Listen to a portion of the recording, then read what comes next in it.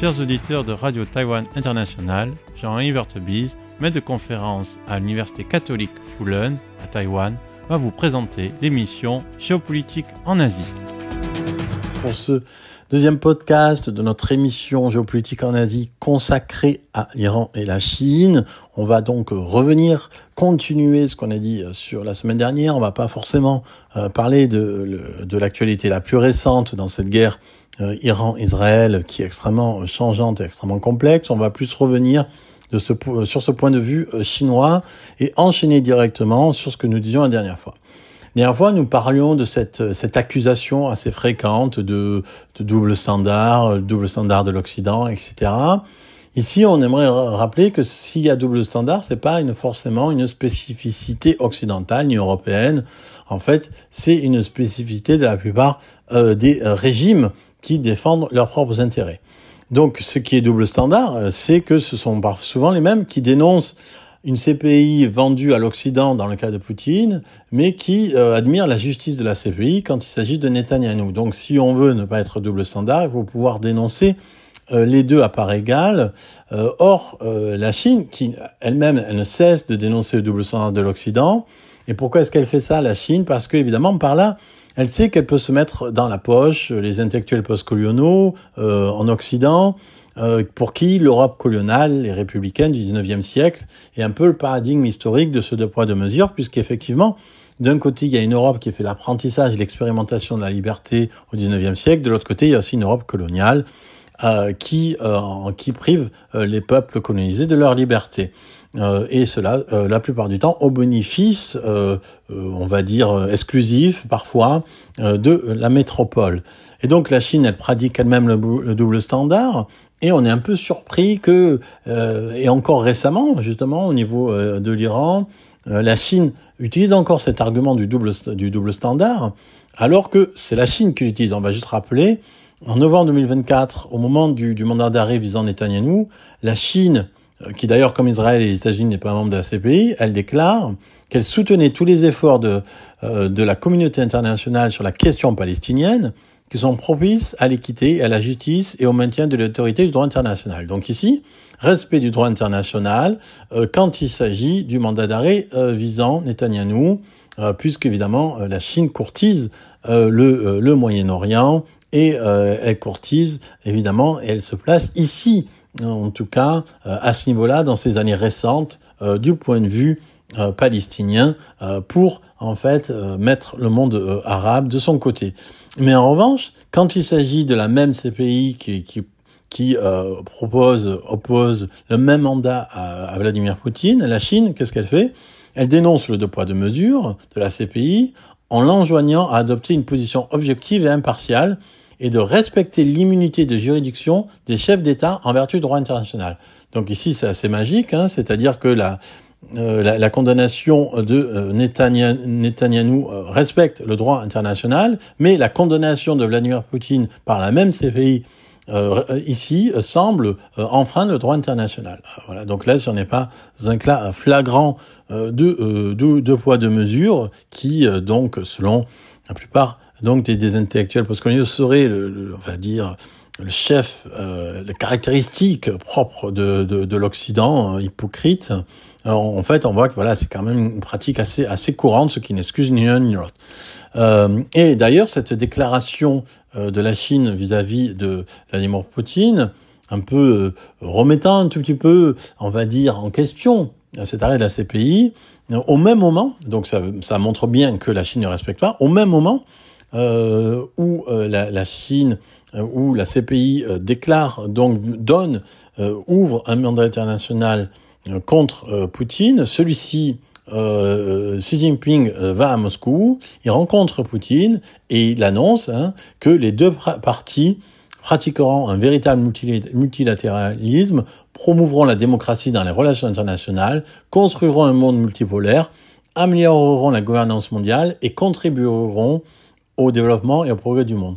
On voit vraiment qu'aujourd'hui, les mots n'ont plus aucun sens. Je veux dire, quand on voit Xi Jinping qui avec Poutine dit qu'il va promouvoir la démocratie et le progrès dans le monde, un monde multipolaire. Alors évidemment, multipolaire, c'est quand c'est pas les États-Unis, ça serait multipolaire.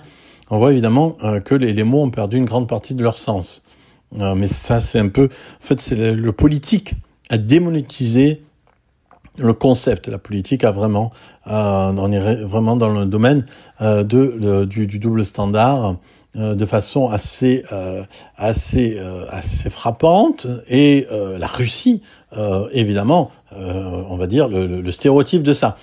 Puisque après, au sujet de l'attaque de l'Iran, la Russie a déclaré, avec le plus grand sérieux, donc on va lire ça, les frappes militaires injustifiées contre un État souverain membre de l'ONU, ses citoyens, des villes paisibles et endormies et des infrastructures nucléaires sont totalement inacceptables. C'est magnifique, c'est-à-dire qu'on voit, c'est exactement ce que fait la Russie contre l'Ukraine, des frappes militaires injustifiées contre un État souverain, membre de l'ONU, contre des citoyens et contre des infrastructures nucléaires. Voilà, c'est exactement ce que fait la Russie contre l'Ukraine, mais du point de vue de la Russie, l'Ukraine n'existe pas, donc elle le fait pas. Et donc, quand c'est Israël qui le fait contre l'Iran, c'est inacceptable. La communauté internationale ne peut se permettre de traiter ce genre d'atrocités avec indifférence, car elles détruisent le monde et mettent en péril la sécurité régionale et internationale, exactement ce que fait la Russie depuis 3 ans en Ukraine. C'est vraiment la parabole du sermon de la montagne, la parabole de la paille et de la poutre. Pourquoi vois-tu la paille qui est dans l'œil de ton frère et n'aperçois-tu pas la poutre qui est dans ton œil?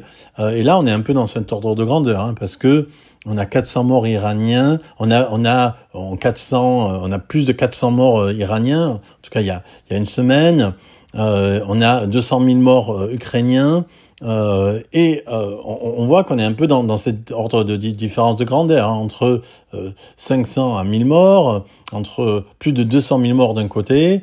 On voit qu'ici, on est un peu dans l'ordre de la paille et de la poutre, et donc Vladimir Poutine, un criminel de guerre, reproche à Netanyahou, un autre criminel de guerre, de faire en gros 100 000 fois de moins de morts que dans un pays souverain que lui est en train de faire à l'égard d'un autre pays souverain. Or, ici, c'est quoi le problème de la Chine? C'est que la Chine se situe du côté de Vladimir Poutine. La Chine, il y a quelques temps, le 19 juin, le président russe Vladimir Poutine et son homologue chinois, donc Xi Jinping, ils ont appelé à une désescalade du conflit entre Israël et l'Iran. Et ensuite, le conseiller du Kremlin, Yuri Ushakov, il a déclaré que Poutine et Xi Jinping condamnaient fermement les actions d'Israël qui violent la charte des États-Unis et d'autres normes du droit international, comme le fait aussi Poutine en Ukraine, Xi Jinping et la Chine de Xi Jinping aussi au niveau du droit international de la mer, avec ce qui se passe en mer de Chine du Sud, etc., double standard tout le temps. Et donc, évidemment, ce que ça manifeste ici, c'est en fait l'opportunisme de ces deux régimes qui, en fait, remplissent le vide qui a été un peu laissé par les États-Unis, qui, sous la deuxième présidence Trump, et un Trump qui est critiqué dans son propre camp, évidemment aussi du camp démocrate, puisqu'on sait que Trump, depuis le début, il a dit dans les années 2010, il disait Obama veut la guerre avec l'Iran, Obama va nous mener à la guerre, moi je ne ferai jamais la guerre, cette guerre n'arriverait jamais si j'étais élu. Voilà, c'est le président de la paix, et c'est lui qui participe à la guerre, lâche des bombes sur des centrales nucléaires alors que c'est contraire au droit international aussi, etc. Et donc, ce qui nous intéresse ici, du point de vue de la Chine, c'est que donc Xi Jinping, en s'alliant à Poutine dans sa condamnation au niveau du droit international de l'attaque d'Israël contre l'Iran, sans jamais avoir critiqué la Russie pour son attaque contre l'Ukraine, en fait, elle révèle au monde entier que la pratique du deux poids deux mesures, c'est bien un instrument légitimé de la politique étrangère et de la diplomatie publique chinoise. Alors, ici, maintenant, il faut comprendre pourquoi. Pourquoi, en fait, Pékin se pose en défenseur de l'Iran. Et on voit très bien que ça n'a rien à voir avec le droit international ni avec le multilatéralisme. C'est parce que, en fait, l'Iran est un partenaire clé de la Chine. Et en fait, la Pékin a tout à perdre dans ce qui est en train de se dérouler. Dans cette attaque d'Israël soutenue par les Américains contre l'Iran. Tout d'abord, du fait des sanctions internationales, la Chine est aujourd'hui le principal débouché du pétrole iranien. 90% est acheté par des raffineries chinoises. 90% du pétrole iranien acheté par la Chine. Ensuite, il y a le gros problème, c'est évidemment le détroit d'Ormuz. Le détroit d'Ormuz, c'est un détroit par lequel transitent la plupart des exportations pétrolières vers l'Asie. Et ça, c'est évidemment quelque chose qui concerne la Chine.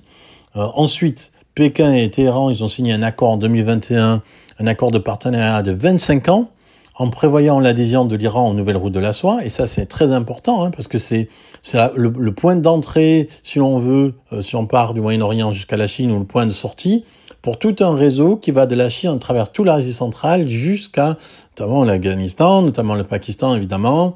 Donc, point final, ici, l'Iran, avant de remonter vers l'Europe ou de descendre vers l'Afrique. Donc, un point essentiel.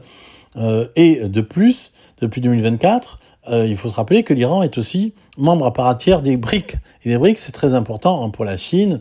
Ça devrait être un peu son forum mondial. Donc, des liens très importants entre Pékin et l'Iran. L'Iran, en fait, comme la Russie et la Chine, elle vise en fait à réduire la puissance américaine. Et pour la Chine, en fait, ce que veut la Chine aussi, c'est être un interlocuteur au niveau du Moyen-Orient, sans être une alternative aux États-Unis. Ce qui s'est passé notamment lors du rapprochement entre l'Iran et l'Arabie saoudite. En 2023, on se rappelle que des hauts responsables iraniens et saoudiens se sont rencontrés à Pékin pour établir des relations diplomatiques entre les deux pays. Et c'était célébré cet événement à Pékin comme marquant la nouvelle ère post-américaine du Golfe.